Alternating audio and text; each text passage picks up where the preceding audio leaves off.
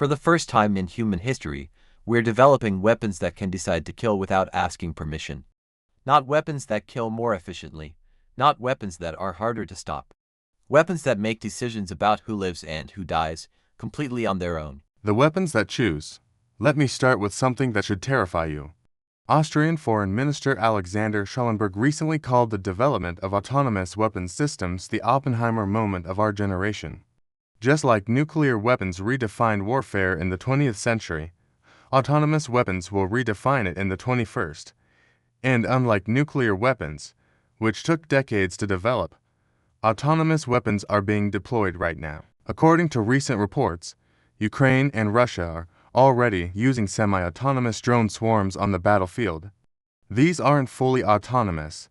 Humans still make the final firing decision, but they're close, and the race is accelerating. In June 2024, reports indicated that China could have fully autonomous artificial intelligence weapons on the battlefield within 2 years. The U.S. Department of Defense continues developing systems like the MQ-9 Reaper drone, which uses AI-powered targeting. Russia is testing the Marker land robot with autonomous anti-tank capabilities. But here's the terrifying part. Some of these systems have already made autonomous firing decisions. An Israeli AI system called Lavender was used to target individuals in Gaza, the system's concerning aspect. Lavender autonomously classified civilians versus militants with almost no human review. According to investigative reports, the system had an error rate of about 10%, meaning 1 in 10 targets was misidentified. If Lavender was classifying 37,000 targets, and reports suggest it was, that's 3,700 people potentially misidentified as militants and targeted for death, autonomously, by an algorithm, with no human reviewing individual decisions. Think about what that means. A machine learning model, trained on patterns that might not apply to novel situations, making decisions about whether real humans should live or die. The battlefield AI arms race. Let's talk about scale. In the Russia-Ukraine war, drones now account for roughly 70 to 80% of battlefield casualties, not bullets, not artillery, drones. Ukraine started the war with commercial drones and open-source software. It worked so well that Russia was forced to follow. Now both sides are in a race to develop increasingly autonomous systems. Ukraine is building what they call the drone line, a 15-kilometer unmanned kill zone along the front, with ambitions to extend it to 40 kilometers. This is an autonomous surveillance and targeting zone where anything that moves without Ukrainian authorization gets destroyed. Commander Valery Baroik of Ukraine's White Eagle drone unit has openly stated that he envisions a future of coordinated drone swarms executing missions autonomously. Not in theory, not in the future. He's building toward it right now. Ukraine has tested over 70 domestically developed unmanned ground vehicles, UGVs. Most exceeded expectations. Some are already deployed. But here's the terrifying part. Both Ukraine and Russia are collecting massive amounts of battlefield data, real combat footage, targeting data, outcome information. This data feeds machine learning models that will train the next generation of autonomous weapons. The problem: AI trained on patterns from one conflict might make terrible decisions in another. The Ukraine-Russia war is urban, chaotic, involves civilians, involves misinformation. An AI trained on this data might learn to target anything that moves, might learn that civilians are acceptable collateral damage, might learn that trust is meaningless. And these same AI systems could be deployed in completely different conflicts with completely different circumstances. The accountability vacuum. Here's the question that keeps military lawyers awake at night. Who is responsible when an autonomous weapon commits a war crime? If a drone swarm autonomously targets a hospital, who is responsible? The programmer who wrote the code? The commander who deployed it? The AI itself? According to international humanitarian law, somebody must be responsible. Machines cannot be held accountable for breaching international law. So any decision by an autonomous weapon must ultimately be traceable to a human. But in practice, this is almost impossible. An AI system trained on millions of examples learns patterns that even its creators can't fully explain. It makes decisions based on weights in a neural network that are, frankly, incomprehensible to humans. A commander says, "Deploy the autonomous swarm." The swarm makes a decision. Something goes wrong. Who is responsible?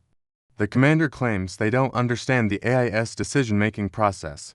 So how could they be held responsible? The programmers claim the system is working as designed, so they're not responsible. The company that built it claims they're just providing a tool, not making targeting decisions. Nobody is responsible. This is the accountability vacuum. The space where war crimes can happen without anyone being held accountable, and it's already happened. In Gaza, the Lavender System, an AI system with a 10% error rate, was used to target thousands of people. Some were killed. Their families got no explanation. There was no investigation. There was no accountability. Just an algorithm that made a mistake, and a human who got to claim ignorance about how it worked. The lowering barrier to conflict. But here's an even more disturbing thought. What if autonomous weapons make war more likely? If countries can fight wars with machines instead of soldiers, does that lower the threshold for going to war? Right now, starting a war costs lives. Your own soldiers' lives, your own people's deaths. That's an enormous political barrier to conflict. But if you can wage war using autonomous drones, if you can fight a kill's own war with no human soldiers in danger, does that barrier disappear? According to research, LLM-based military systems trained on historical battles are prone to recommending pro-escalation tactics. In some cases, they've recommended actions that provoke nuclear weapons deployment. These aren't systems designed to be aggressive. They're systems trained on human military history, which is inherently a history of escalation. Now imagine a military commander using an AI system for strategic advice. The system recommends escalating a conflict. The commander deploys autonomous weapons as recommended. The other side responds with their own autonomous weapons. Suddenly, you have an autonomous arms escalation machines making decisions to escalate conflict faster than humans could ever stop it. Austria's Schallenberg warned that AI-driven warfare could spiral into an uncontrollable arms race. And we're not talking about some distant future. We're talking about now, the unpredictable future. When you deploy autonomous weapons from both sides on the same battlefield, they start interacting in ways nobody predicted. A Ukrainian drone swarm learns to avoid Russian jamming. Russian drones learn to anticipate Ukrainian swarm patterns. Suddenly both sides are fielding systems that are learning from each other, adapting faster than humans can understand. And nobody really knows what happens when two superintelligent systems play games against each other.